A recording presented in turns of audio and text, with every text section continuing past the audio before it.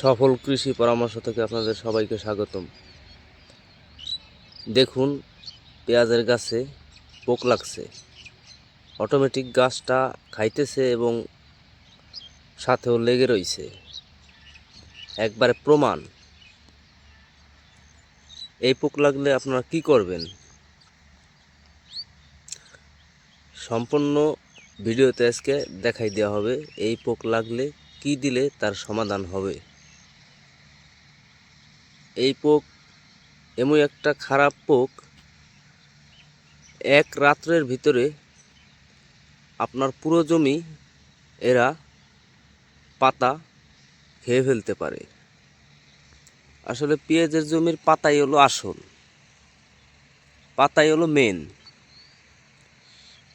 যদি আপনার পাতা খেকো পোকা জমিতে লেগে বসে, তাহলে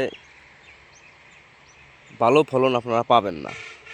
কারণ পাতার রসটা নিচের দিক নামার পরেই পেঁয়াজটা ভালো নামে।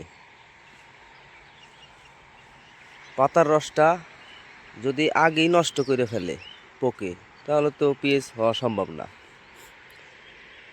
মোটামুটি এর ভিতরে অনেক সুন্দর পেঁয়াজ হয়েছে। পেঁয়াজের ক্রোধ দেখাইলে আপনারা বুঝতে পারবেন।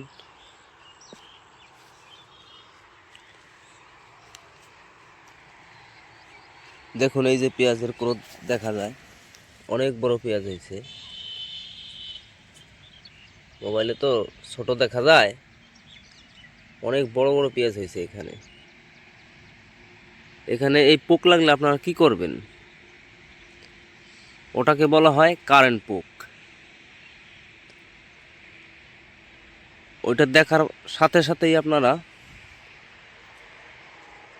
স্লোবন যে কীটনাশকটা আছে ওইটা ব্যবহার করবেন। কত মিলিমিটার পানিতে দিতে হবে সেটা আমার স্ক্রিনে দেওয়া থাকবে।